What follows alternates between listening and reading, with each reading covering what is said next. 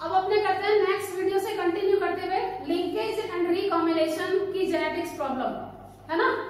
अब जब आप लिंकेज और रिकॉम्बिनेशन से रिलेटेड जेनेटिक की प्रॉब्लम करते हो ना, तो कुछ बेसिक कॉन्सेप्ट, वही बात है, ट्रिक्स एंड टर्म्स आपको समझ में आने चाहिए, ठीक है। तो देखो मैं छोटा सा एक पार्ट बनाती हूँ कि लिंकेज क्या है और क्या नहीं है, बस इतना सा बोलेंगे, ज्यादा नहीं बोलूंगी।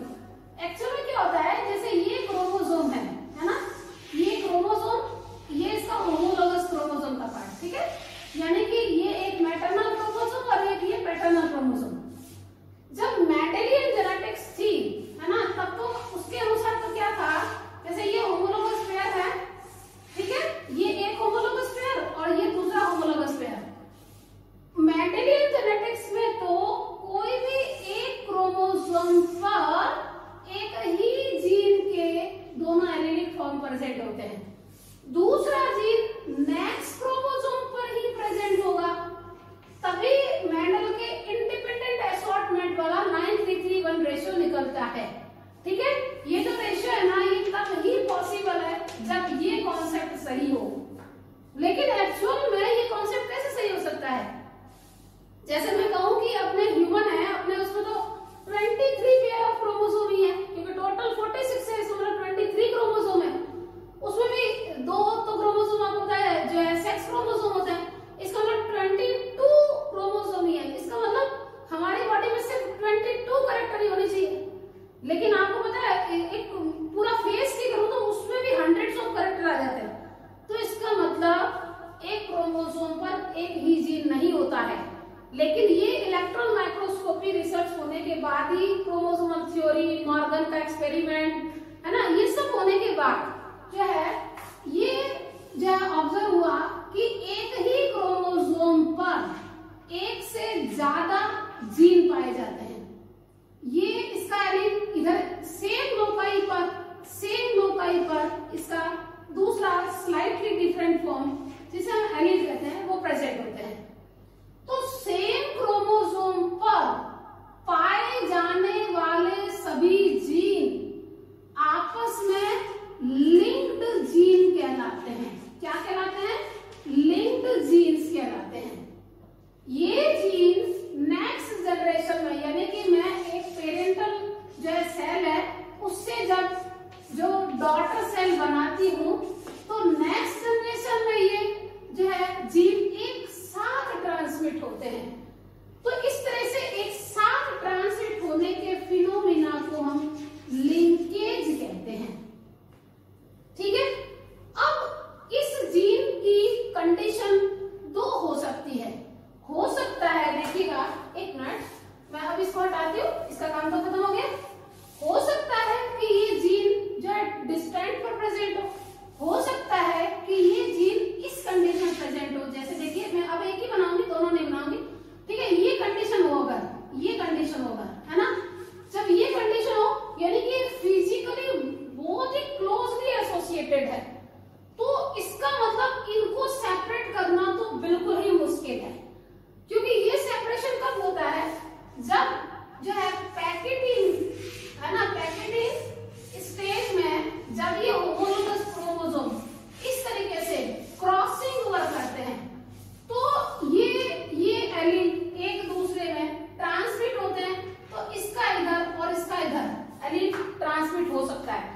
जैसे कि मैं कहूं कि होमोलोगस क्रोमोसोम पर ये ए बी सी जो है, ये देखो ध्यान रखना, स्मॉल डी और स्मॉल ई ऐसे है, ये लिंक्ड है, और इसका दूसरा फॉर्म ये ए, ये बी, ये सी, ये डी और ये ई ऐसे प्रेजेंट है।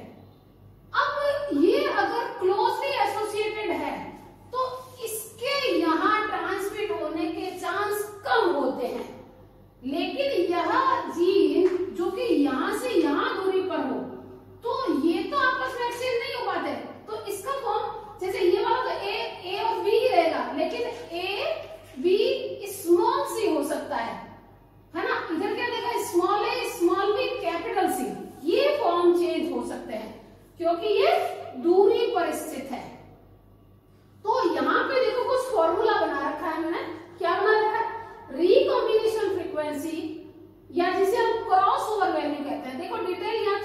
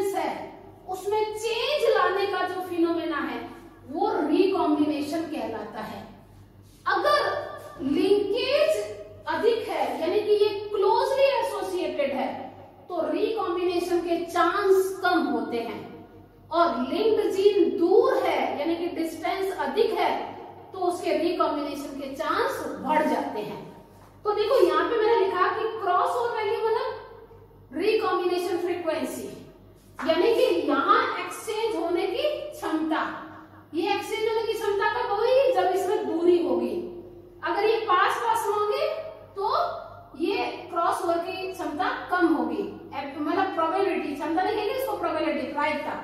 तो देखो रिकॉम्बिनेशन फ्रीक्वेंसी या इसी को क्या कहूंगा, क्रॉसओवर वैल्यू, COV, इसको निकालने का फॉर्मूला आप याद रखेंगे, नंबर ऑफ रिकॉम्बिनेंट यानी कि कितने रिकॉम्बिनेंट बनते हैं और टोटल नंबर ऑफ ऑफस्प्रिंग कितनी बनती है।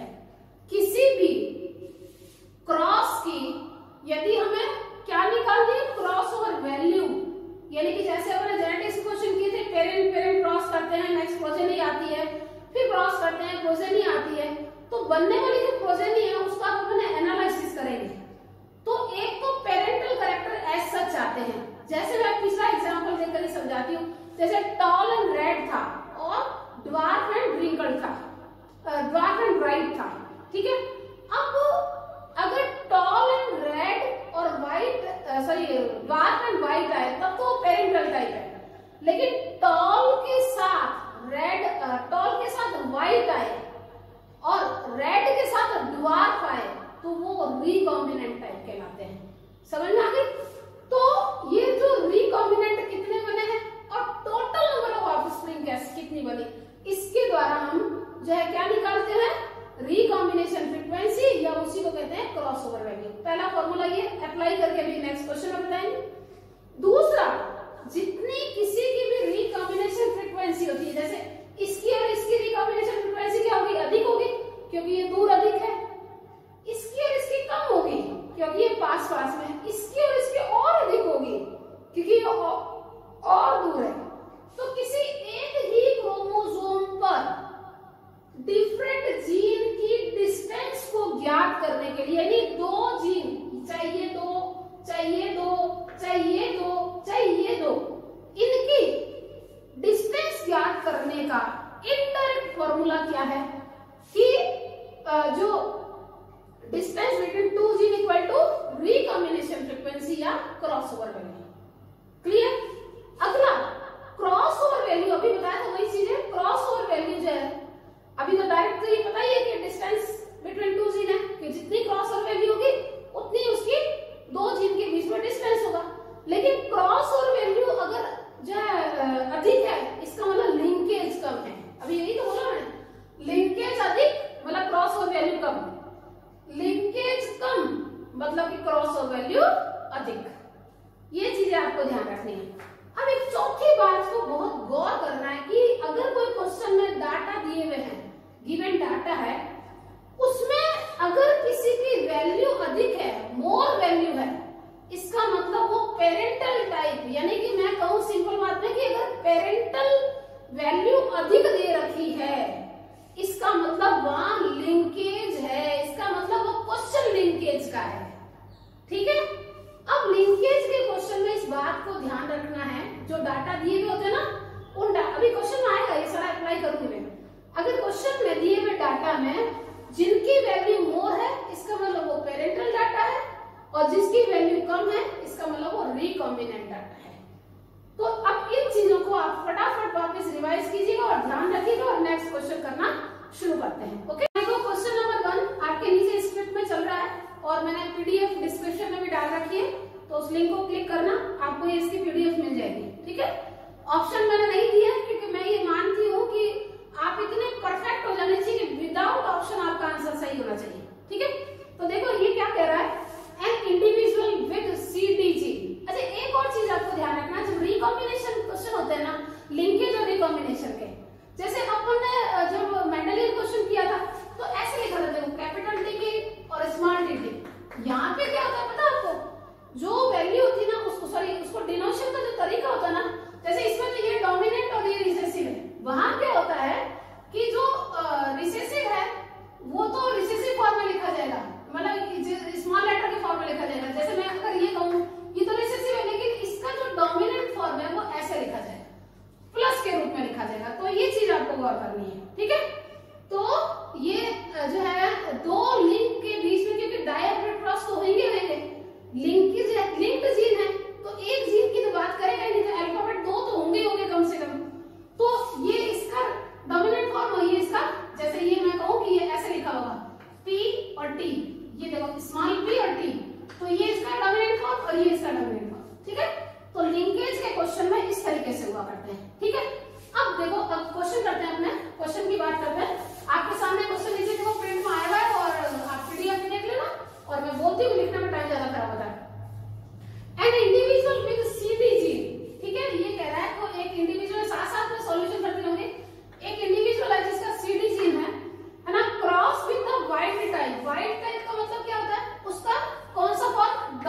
फॉर्म। जो लिंकेज का क्वेश्चन है ना, उसमें वाइड फॉर्म का मतलब होता है उसका डोमिनेंट फॉर्म, और ये इसका क्या है, रिसेसिव फॉर्म, जिसको हम क्या कहते हैं, म्यूटेंट फॉर्म। ध्यान रखना, ठीक है। म्यूटेंट मतलब रिसेसिव, और वाइड का मतलब डोमिनेंट फॉर्म होता है। और वाइड या डोमिनेंट को प्लस प्लस के रूप में लिखते हैं, और इसको हम ऐसे स्मॉल लेटर के फॉर्म में लिखते हैं, ठीक है। अब देखो ये क्या कह रहा है कि gene cross with wild type on testing of crossing F the progeny was. ये कह रहा है कि इसको जब अपन ने क्रॉस करवाया और इससे जब प्रोजेनी निकाली, तो अब देखो मैं साथ साथ में सॉल्यूशन कर रही हूँ, ध्यान रखना। तो इसने कहा कि इसकी जो है, अब देखो एक बात तो पहले तो इसकी F1 जनरेशन निकालेंगे, तो देखो इसका ये वाइड जैसे अपन ने नहीं लिखते थे, ये देखो capital T small t capital R small r ऐसे लिखते थे ना, वैसे क्या होगा, ये यानी कि ये और फिर ये, तो ये देखो ऐसे, ये F1 प्रोजेनी है। अब इसका अपन ने सेल्फिंग करा है, तो इसने जो नेक्स्ट जनरेशन को एनालिसिस किया, तो इसने देखा कि पहला क्या, कि प्लस C जो है वो 105 है। क्या है, प्लस C 105। दूसरा प्लस D, ये कितना है, 115, ठीक है। फिर तीन नंबर CD, ये कितना है, 880, ठीक है। और चौथा नंबर है प्लस, ये कितना है, 900। अब देखो, अब ये तो मैंने क्या कि ऐसे क्रॉस करवा दिया, तो आपको पता लग गया ये पेरेंटल टाइप है। नहीं तो अभी मैंने बोला था, देखो ये बोला था मैंने कि जो मोर वैल्यू है वो पेरेंटल टाइप है। तो देखो ये क्या हो गए, दोनों पेरेंटल टाइप हो गए। ये दोनों क्या हो गए, रिकॉम्बिनेंट टाइप। ये आ लिख देती हूँ, रिकॉम्बिनेंट टाइप हो गए। पहला तो पहचानना आ जाना चाहिए, ठीक है। अब ये कह रहा है कि इतना वैल्यू डिस्टेंस बिटवीन CDG। तो ये कह रहा है कि इस CD, मतलब ये कहना चाह रहा है कि ये कोई एक C और D जो सेम क्रोमोसोम पर प्रेजेंट है, ऐसे बना ली, ये मान लिया C है और ये मान लिया D है, तो इसके बीच की डिस्टेंस कितनी होगी। अब आपको मैंने अभी बोला था कि जो distance between two gene of same chromosome equal to recombination frequency. तो पहला तो ये फॉर्मूला याद होना चाहिए, क्योंकि हमें डिस्टेंस निकालना है, लेकिन हमें निकालने क्या है, COV या रिकॉम्बिनेशन फ्रीक्वेंसी, उसके लिए दूसरा फॉर्मूला याद करना पड़ेगा। क्या, recombination frequency of COV equal to number of recombinant upon total offspring, ठीक है। तो हमें क्या निकालना होगा, सबसे पहले COV, शॉर्ट में लिखो, COV इक्वल टू कितना, नंबर ऑफ रिकॉम्बिनेंट कितने हैं, 105 और 115। जरा निकालना, 105 और 115 जो है वो टोटल होता है 220। ये देख लो, 5 5 0 और एक ये लगी और एक ये 2, ठीक है, 220। और इसका जब हमने निकाला, देखो 5 5 10, ये देखो 5 और 5 10 0, 8 और एक 9, एक आ गया था 10 0, और 8 8 16, एक 17 18 19 और एक 20, ठीक है। ये 2000 दिखिए आपको। तो टोटल नंबर ऑफ स्प्रिंग कितना है भाई, 2000 इंटू 100 नहीं लिखा अपन ने, है ना, 100 में, ठीक है। तो इसका इंटू उधर रह गया, उधर रह गया, इंटू 100, क्योंकि फ्रीक्वेंसी निकाल रहे हैं। तो ये प्लीज आप ये नोट करेगा, उस समय जगह नहीं बची थी, उस चक्कर में मुझे लगता है आलस में रह गया, इंटू 100, ठीक है, फ्रीक्वेंसी निकाल रहे हैं। तो आप देखो, आप 220 अपॉन 2000 इंटू 100, तो ये 2 का निकल गया, कट गया, ये इससे कट गया, और ये क्या आ गया, 11। तो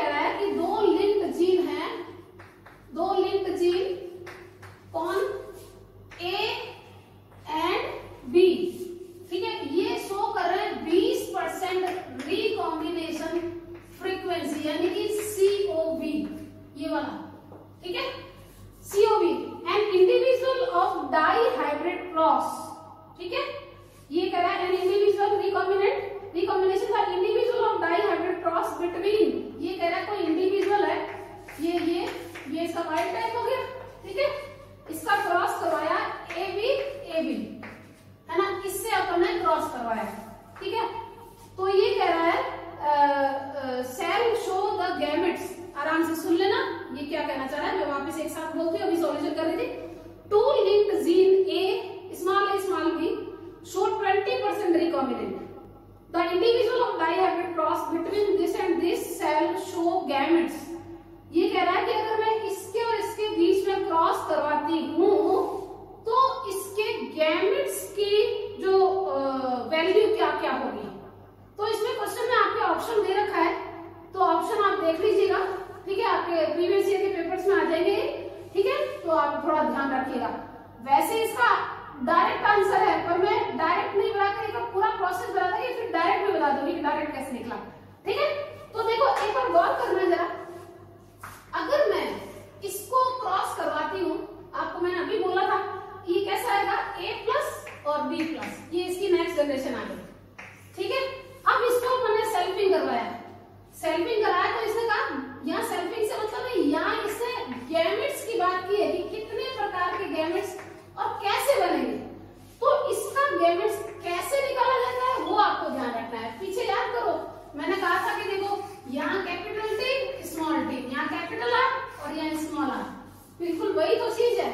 ये इसका रिसेसिव फॉर्म और ये इसका डोमिनेंट फॉर्म, ये इसका रिसेसिव फॉर्म और ये इसका डोमिनेंट फॉर्म। तो ये देखो ये AB आ गया, ये +B आ गया, ये +A आ गया और ये जो है ++ आ गया, ये क्या हो गया, इसके पेरेंटल फॉर्म हो गए और ये इसका क्या हो गया, रिकॉम्बिनेंट फॉर्म हो गया। अब आप जरा गौर करना, एक बार अच्छे से गौर करना, ठीक है। क्या हुआ, AB, दूसरा क्या गया +B, तीसरा क्या हो गया +A और चौथा क्या हो गया ++। ये पेरेंटल, ये रिकॉम्बिनेंट और ये पेरेंटल। अब आप देखो इसने साफ साफ कह दिया ऊपर कि रिकॉम्बिनेशन की फ्रीक्वेंसी 20% है, इसका मतलब इसका बंटवारा कितना हो जाएगा 10 और 10, इसका मतलब इसकी फ्रीक्वेंसी 10 और इसकी फ्रीक्वेंसी भी 10। अब टोटल 100 माने और फ्रीक्वेंसी कितनी 20 निकाल दी तो बचा कितना 80 और 80 में क्या हो जाएगा 40 इसका हो जाएगा और 40 इसका हो जाएगा। कितनी कॉमन सेंस की बात थी, है ना। इसने हिंट दे दी थी कि कोई लिंक्ड जीन है AB, उसकी रिकॉम्बिनेशन फ्रीक्वेंसी क्या है, जो है क्या कहते हैं 20% है। तो इसका मतलब रिकॉम्बिनेंट है कौन से, क्योंकि ये तो पेरेंटल टाइप दे दिया इसने कि ये पेरेंटल टाइप है, ये तो रिकॉम्बिनेंट कौन सा होगा, पक्की बात है कि ये +A+B होगा। तो इसका मतलब +A+B 20-20 है और बाकी बचे गए AB और ++, ये क्या हो गए 40-40%। तो अगर किसी की प्रैक्टिस फुल की हुई है क्वेश्चंस की तो वहां उसको निकालने की जरूरत नहीं होती, प्रैक्टिस से क्वेश्चन अपना भी समझ में आ जाता है और कॉमन सेंस से वो आंसर दे जाता है। इतना तो हमें कहाँ टाइम होता है, हमारे पास 1 मिनट में एक क्वेश्चन तो हम फिजिक्स का करते हैं, बायोलॉजी का क्वेश्चन तो हमें जो 20 मिनट में 90 क्वेश्चन करने हैं, 20 मिनट में 50 क्वेश्चन करने हैं आपको, तो फास्ट स्पीड होनी चाहिए। ये प्रैक्टिस करोगा सारा का सारा, ये खेल अपना समझ में आना चाहिए होता है, पर मुझे तो प्रोसेस बतानी थी तो प्रोसेस समझानी जरूरी है आपको, ठीक है। तो ये नेक्स्ट क्वेश्चन नंबर 2 पूरा हो गया आपका, ठीक। हाँ नेक्स्ट करिए question number 3, in a cross between genotype AB, ठीक है, ये कह रहा है क्रॉस बिटवीन AB एंड ++, ठीक है, 650 आउट ऑफ 1000, ये कह रहा है टोटल तो कितना है, टोटल है 1000, ठीक है, और उसने कहा कि 650 out of 1000 were parental type, ये इसका पेरेंटल टाइप है। देखो मैं जान के लिखी हूँ क्योंकि ये टाइम बचाने का तरीका है, हम पहले क्वेश्चन पढ़े हैं उसके बाद फिर लिखे हैं तो टाइम खराब होता है, ठीक है। तो ये कह रहा है कि द डिस्टेंस बिटवीन AB, अब देखो कितना कॉमन सेंस की बात है, तो यहाँ देख लो आप खुद ही, बहुत जल्दी से निकाल सकते हैं आप, ठीक है। ये इसने दे दिया है कि टोटल पेरेंट है 1000, फिर इसने कहा कि पेरेंटल टाइप है 650, ठीक है। तो आओ जरा, ये कह रहा है कि अपन ने इसको 1000 निकाला है। इसका मतलब पहले मैं इसको करा देती हूँ आपका, ऐसे आप सोचोगे मैडम ने फटाफट कचरा निकाल दिया। मैं इसे देखो ये a प्लस b प्लस ये निकल गया। अब इसकी सैंपलिंग कराई तो इसमें जो आए तो पेरेंटल टाइप कौन से है a b और ये प्लस प्लस आपको समझ में आएगा, ये पेरेंटल टाइप है। इसका मतलब ये दोनों मिलाकर कितने हैं 650। रिकॉम्बिनेंट टाइप क्या होंगे प्लस a और प्लस b। अब आप देखो जब ये टोटल 1000 था है ना और ये पेरेंटल टाइप है, इसका मतलब रिकॉम्बिनेंट कितने होंगे 1000 माइनस 650 है ना, 1000 माइनस 650 तो 350 हो जाएंगे इसके 350। ये कितना है 8। समझ में आ गई। अब इसने क्वेश्चन क्या लिखा distance between a and b। बात तो ये थी हमें किसका निकालना है डिस्टेंस निकालनी है किसकी a b की, मैंने कि क्रोमोसोम पर ये कहां कहां कितनी दूरी पर प्रेजेंट है। अब आप r की वैल्यू आ गई आपके सामने, ठीक है। तो अब आ जाओ वापस वही फॉर्मूला लग जाएगा कौन सा वाला कि total number of recombinant upon total individual है ना, तो परसेंटेज ऑफ फ्रीक्वेंसी ये कह रहे है ना। तो परसेंटेज ऑफ रिकॉम्बिनेशन फ्रीक्वेंसी क्या होगी परसेंट, मैं शॉर्ट लिख दूं ठीक है। रिकॉम्बिनेशन फ्रीक्वेंसी जो है वो टोटल नंबर ऑफ रिकॉम्बिनेंट बटा total number of individual, total number of individual, total number ये रिकॉम्बिनेंट फ्रीक्वेंसी इनटू 100। देखो ये इससे कट गया, ये इससे कट गया, बचा क्या 35